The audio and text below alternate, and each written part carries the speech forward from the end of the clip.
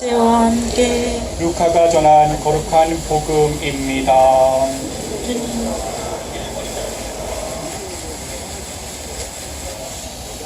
안식일에 예수님께서 회당에 들어가 가르치셨는데 그곳에 오른손이 오그라든 사람이 있었다. 율법 학자들과 바리사이들은 예수님을 고발할 구실을 찾으려고 그분께서 안식일에 병을 고쳐주시는지 지켜보고 있었다.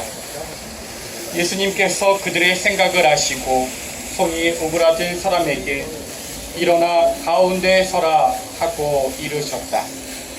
그가 일어나 서자 예수님께서 그들에게 말씀하셨다. 내가 너희에게 묻겠다. 안식일에 좋은 일을 하는 것이 합당하냐? 남을 해치는 일을 하는 것이 합당하냐? 목숨을 구하는 것이 합당하냐? 죽이는 것이 합당하냐? 그러고 나서 그들을 모두 둘러보시고는 그 사람에게 손을 뻗어라 하고 말씀하셨다.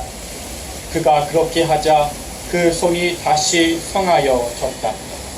그들은 골이 잔뜩 나서 예수님을 어떻게 할까 서로 의논하였다. 주님의 말씀입니다. 그리스도님 참여합니다.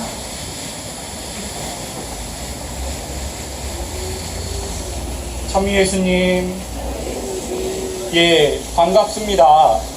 오늘도 이 자리에 함께 해주셔서 정말로 고맙습니다. 하지만 저의 마음은 편하지 않습니다. 그 이유 중에 하나는 오늘 이 미사의 강론을 해야 한다고 선배 신님들이 부담 아닌 부담으로 주셨고 또 좀 강하게 강론했으면 좋겠다고 하셨는데 제가 그렇게 강한 사람이 아니라 그게 부담으로 다가왔지요. 그래서 그 긴장감 때문인지 속까지 아픕니다. 그런데 또 다른 이유 중에 하나는 오늘의 대한민국이라는 우리나라의 꼬라지가 너무나 엉망이기 때문입니다. 강론의 긴장감 때문에 속이 뒤집어지는 것보다 우리나라의 암담한 현실 때문에 속이 타들어가서 이 자리에 설 수 있게 되었습니다. 여러분들도 저와 같은 마음으로 이 자리에 함께 하신 거죠? 네. 오늘 예수님께서는 회당에 계십니다. 마치 우리가 모여서 기도하고 미사를 하는 것과 비슷하죠. 그곳에는 많은 사람들이 있었습니다. 회당이었기에 율법학자와 바리사이들이 있었고 기도하러 모인 이들도 있었습니다. 그런데 그 중에는 오른손이 오그라든 사람도 있었습니다. 손이 오그라든 사람을 두고서 예수님 대 율법학자와 바리사이의 대립이 이루어지고 있습니다. 대립의 원인은 안식일 때문입니다. 안식일 규정 때문에 일을 할 수가 없습니다. 그래서 율법학자와 바리사이는 예수님께서 손이 오그라든 사람을 고쳐주기만 하면 고발하려 기다리고 있습니다. 마치 오늘날 우리의 사회와 비슷합니다. 우리가 무슨 일만 하려고 하면 온갖 법과 규정으로 올가매려는 정부와 같다는 생각을 해봅니다. 마치 안식일 규정을 지키라고 하는 정부와 같습니다. 가만히 있으라고만 합니다. 그런데 예수님께서는 이 모든 것을 아시면서도 손이 오그라든 사람을 고쳐주시고자 합니다. 잘못된 것을 바로 고치는 것, 혼돈, 카오스의 상태에서 질서와 조화, 코스모스의 상태로 변화시키는 것이 바로 하느님의 창조 사업을 따른 것이기 때문입니다. 그래서 예수님께서는 우리들에게 물으십니다. 안식일에 좋은 일을 하는 것이 합당하냐? 남을 해치는 일을 하는 것이 합당하냐? 목숨을 구하는 것이 합당하냐? 죽이는 것이 합당하냐? 제가 이 자리에서 여러분에게 묻겠습니다. 세월호 안에 갇혀있는 아이들을 살리는 것이 합당합니까? 가만히 있으라며 죽이는 것이 합당합니까? 누구나 알듯이 살리는 것이 합당한 일이죠. 그런데 누군가는 이렇게 말을 합니다. 이미 지난 일인데 뭘 어쩌겠냐고 말입니다. 그만 덮으라고만 합니다. 그러면 다시 묻겠습니다.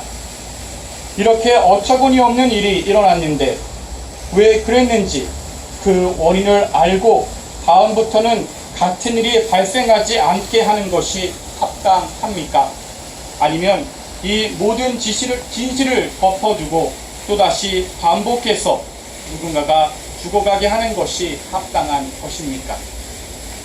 예수님의 선택도 우리들의 대답과 같습니다. 안식일일지라도 좋은 일을 하는 것이, 목숨을 구하는 것이 옳은 일입니다. 그래서 예수님께서는 먼저 오른손이 오그라든 사람에게 일어나 가운데에 서라 라고 명령을 하십니다.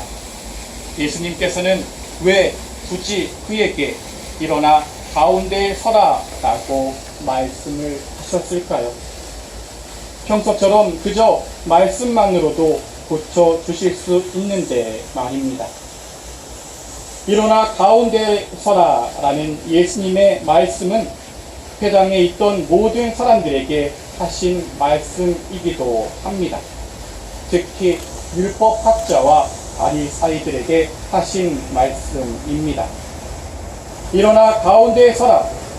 이 말씀은 예수님 앞에 서기, 예수님과 직면하기, 바꿔 말해 하느님과 직면하기입니다. 나 자신을 진리이신 하느님과 마주하기입니다. 이 과정을 뛰어넘을 때 우리는 구원이라는 선물을 받을 수 있고, 이런 사람들이 많아질 때 우리 사회는 누구나가 함께 살기 좋은 나라, 곧 하느님 나라를 향해 나아갈 수 있는 것입니다. 그런데 우리는 진실을 말하기를 두려워하고 있습니다. 저는 얼마 전에 파르헤지아라는 단어를 알게 되었습니다. 우연히 인문학에 관한 책을 접하게 되었고, 그 책에서는 다음과 같은 내용을 말하고 있습니다. 미셸 푸코의 이야기를 하려고 해요. 파르헤지아라는 단어가 있어요. 진실을 말하기라는 뜻이에요. 미셸 푸코는 철학이 파르헤지아와 관련되어야 한다고 보았던 사람이에요. 진실을 말해본 적이 있나요?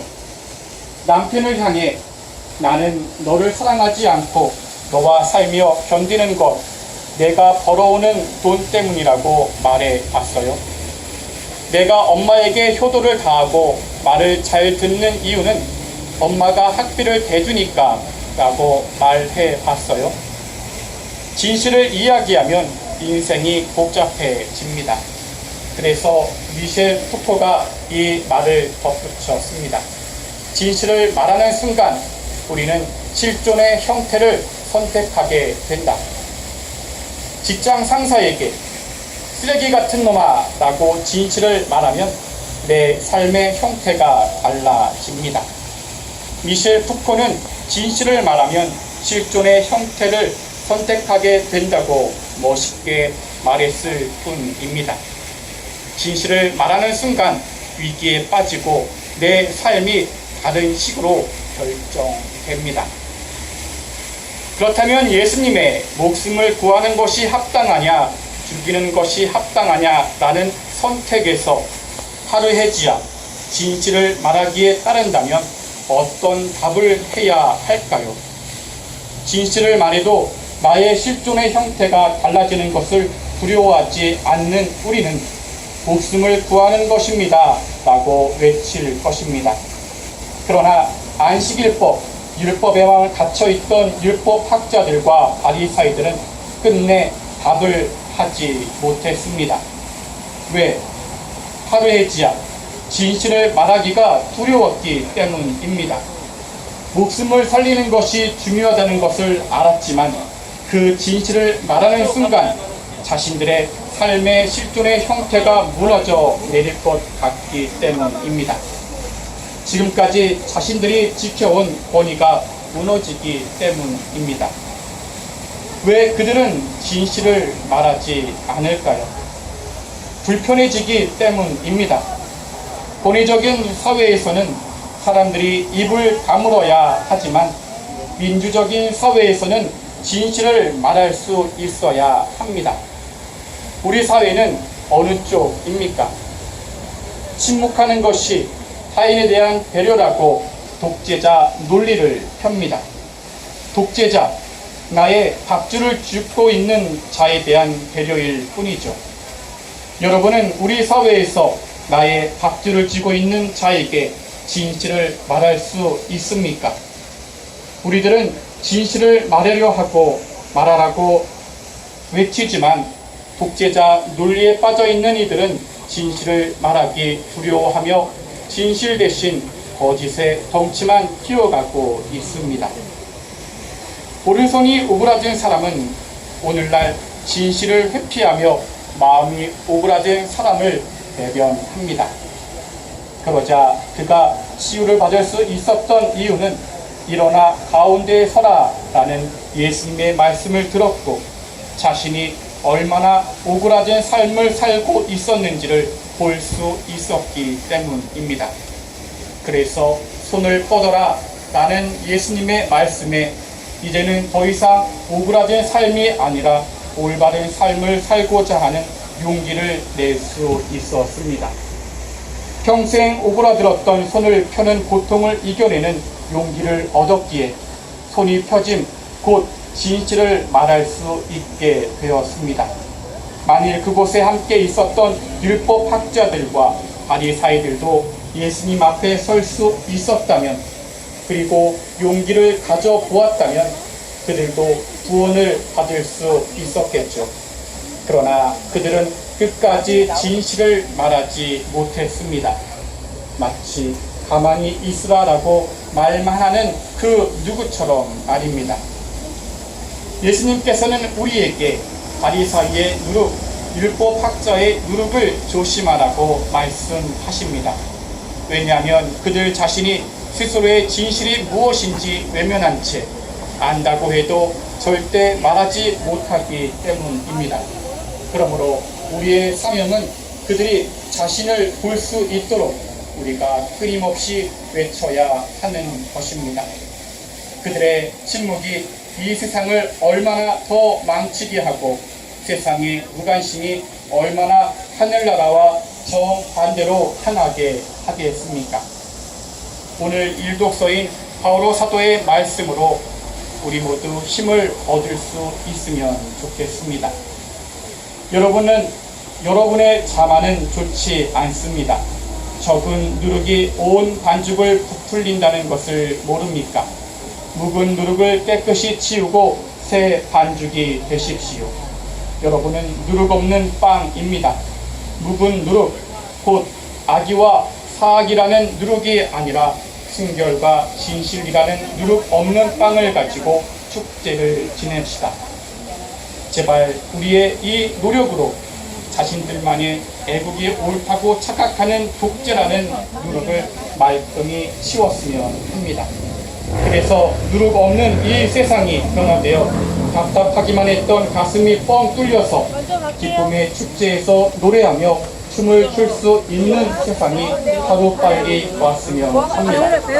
누구나 진실을 말하기 불편해하지 않고 당당하게 말할 수 있는 나라를 우리의 자녀들에게 물려주기를 희망해 봅니다.